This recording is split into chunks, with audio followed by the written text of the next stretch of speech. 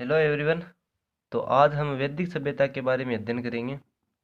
बाकी हमने प्राचीन भारत की जो सीरीज है वो स्टार्ट कर दी है और सिंधु घाटी सभ्यता को कंप्लीट भी हम लोगों ने कर लिया है।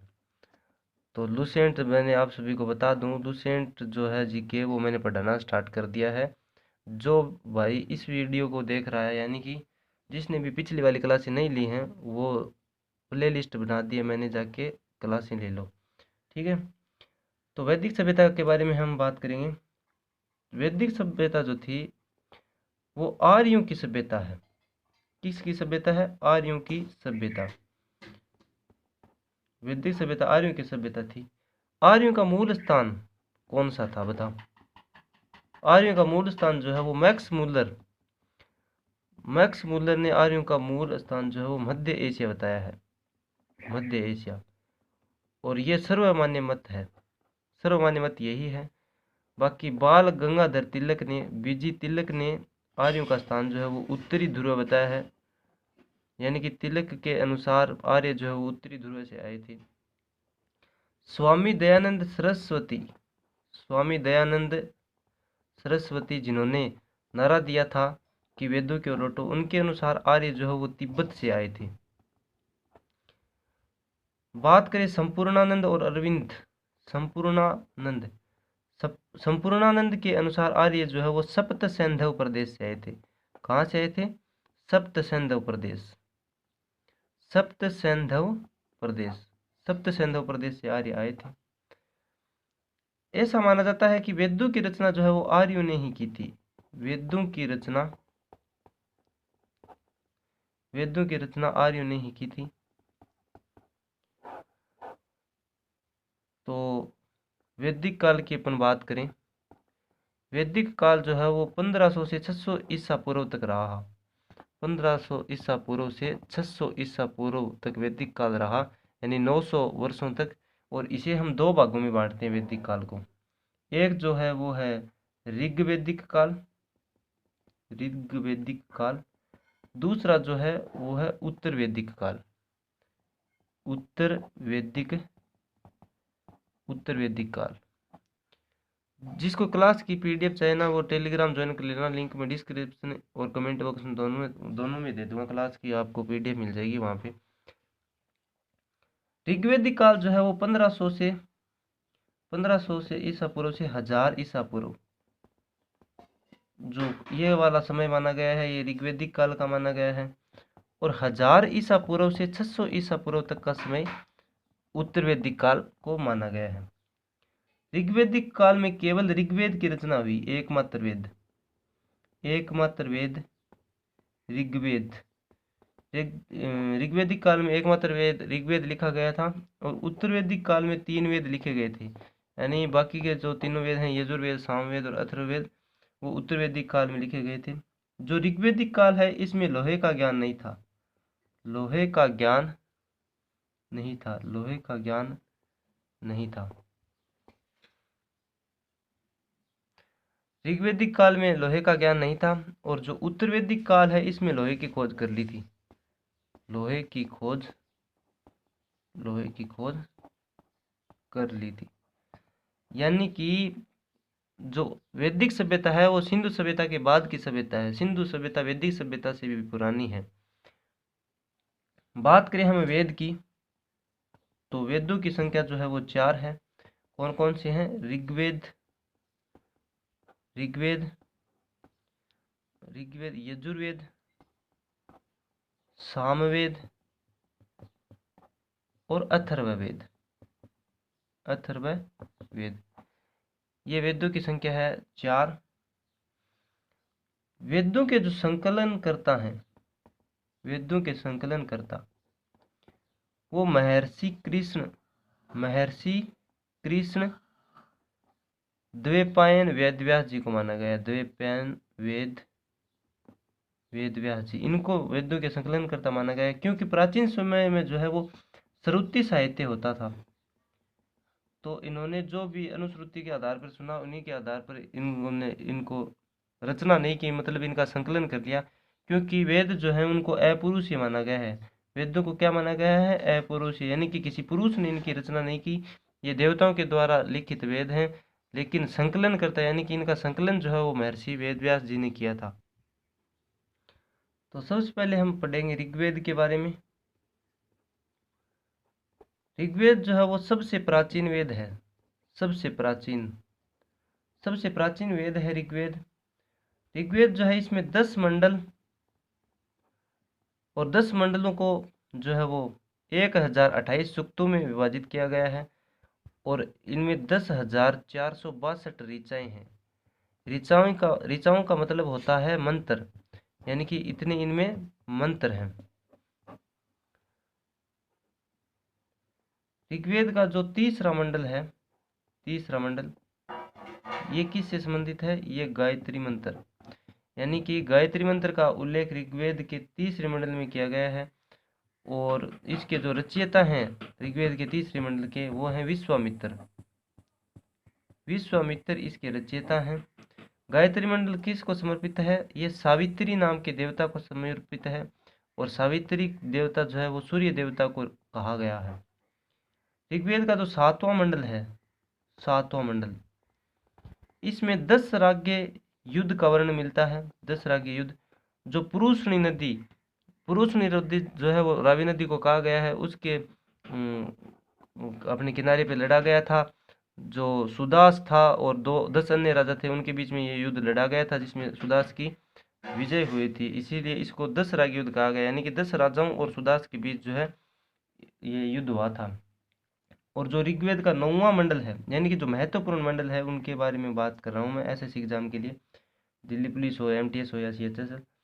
ऋग्वेद का 9वां मंडल जो है वो सोम देवता को समर्पित है। सोम देवता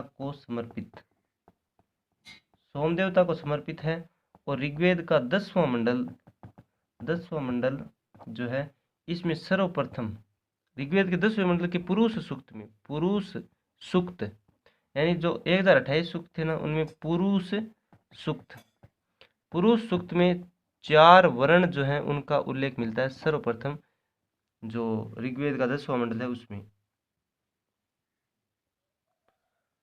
बात करें सबसे पुराने मंडल कौन से हैं, सबसे प्राचीन मंडल किन्हें माना गया है? तो 2 से 7 तक के जो मंडल हैं, 2 से 7 तक के मंडल वे सबसे प्राचीन मंडल हैं, ठीक है। और पहला और 10वां, यानी कि फर्स्ट और 10th, ये जो 2 मंडल हैं, ये सबसे लास्ट में, सबसे बाद में जोड़े गए मंडल और इसी कारण से इन्हें छेपक कहते हैं। छेपक यानी चिपकाया हुआ, यानी कि ये सबसे लास्ट में जोड़े गए थे ये मंडल जो थे। तीसरा जो मंडल है उसे विश्वामित्र ने लिखा था। जो 7वां मंडल है इसे वशिष्ठ नामक ऋषि ने लिखा था। 9वें मंडल को सोम देवता को समर्पित है ही। और 10वां मंडल, इसमें इंद्र, शची और अन्य देवताओं का जो है वो उल्लेख मिलता है इसमें। अब अपन बात करें कि जो ऋग्वेद है, इसके जो मंत्र का उच्चारण करने वाला जो ऋषि था उसे क्या कहते थे? जो मंत्र का उच्चारण करता था, मंत्र या ऋचा का उच्चारण करता, यानी कि मंत्र का उच्चारण करने वाले ऋषि को होत्री कहते थे। और ऋग्वेद की जो शाखा है, एक शाखा भी है जिसका नाम है शाकल शाखा ऋग्वेद की है।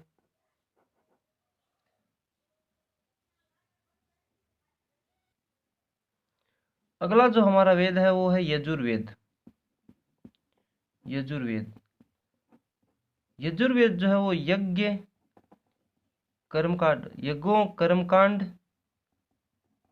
और अनुष्ठान से संबंधित है। अनुष्ठान से संबंधित विधि विधान का जो उल्लेख है वो इसमें मिलता है। यजुर्वेद की 2 शाखाएं हैं। एक है कृष्ण यजुर्वेद और दूसरा है शुक्ल यजुर्वेद। वेद। जो कृष्ण यजुर्वेद है इसकी 4 शाखाएं हैं। इसकी 4 शाखाएं हैं कृष्ण यजुर्वेद की। तैत्तिरीय, काठक, मैत्रायणी और कपिस्थल। ये 4 शाखाएं हैं इसकी। और जो शुक्ल यजुर्वेद है इसकी 2 शाखाएं हैं। एक है काणव और एक है माध्यान्दिन। ये 2 शाखाएं हैं। यजुर्वेद का जो मंत्र उच्चारण करता ऋषि होता था, मंत्रों का जो उच्चारण करने वाला ऋषि होता था उसे बोलते थे अध्वर्यु। ठीक है। यजुर्वेद का जो अंतिम अध्याय उसका नाम है ईशोपनिषद। अगला जो हमारा वेद है वो है सामवेद। सामवेद जो है वो संगीत से संबंधित वेद है। यानी कि सामवेद को भारतीय संगीत का जनक भी कहते हैं। भारतीय संगीत का जनक जो है वो सामवेद है। और सामवेद से संबंधित है भगवान श्री कृष्ण ने खुद को सामवेद कहा है गीता में। गीता में भगवान श्री कृष्ण ने खुद को सामवेद कहा है। और सामवेद जो है वो ऋग्वेद पर आधारित है। ऋग्वेद की ऐसे मान लो कॉपी है और इसमें केवल 75 मंत्र ही नए हैं। केवल 75 मंत्र ही नए हैं। बाकी जो है वो सारे के सारे ऋग्वेद के ही मंत्र हैं। जो सामवेद है इसका जो मंत्र का उच्चारण करता होता था, मंत्र उच्चारण करता, उसे हम बोलते थे उद्रात्री बोलते थे। मैंने यजुर्वेद का उद्रात्री बता दिया था ना आपको? नहीं, अध्वर्यु भी बताया था। ठीक है, उद्रात्री बोलते थे इसको। अगला हमारा वेद है अथर्ववेद। अथर्ववेद के संकलन करता महर्षि अथर्वा थे। और ये वेद जो है वो जादू टोने वशीकरण, प्रारंभिक चिकित्सा पद्धति, इन सब से संबंधित है ये वेद। और सभा और समिति का उल्लेख अथर्ववेद में ही मिलता है, जिन्हें प्रजापति की 2 पुत्रियां कहा गया है। ये राजनीतिक संस्थाएं होती थी 2। मंत्रों का उच्चारण करने वाला ऋषि जो अथर्ववेद है उसके मंत्रों का जो उच्चारण करता होता था ऋषि, उसे ब्रह्मा बोलते थे। ठीक है, तो ये सब 4 वेदों से संबंधित जो इम्पोर्टेंट क्वेश्चन बनते थे वो सब हमने पढ़ लिया। बाकी की आगे की क्लास में पढ़ेंगे। वेदों से संबंधित वैदिक सभ्यताओं को हम 4 क्लासों में जो है वो कर लेंगे 15-15 मिनट की। और जिसको क्लास की PDF चाहिए वो टेलीग्राम ज्वाइन कर लेना। टेलीग्राम का लिंक जो है वो मैं कमेंट बॉक्स में भी दे दूंगा, पिन कर दूंगा ऊपर और आपको डिस्क्रिप्शन में भी मिल जाएगा। वीडियो को शेयर करना, लाइक करना और चैनल को सब्सक्राइब करना। जय हिंद।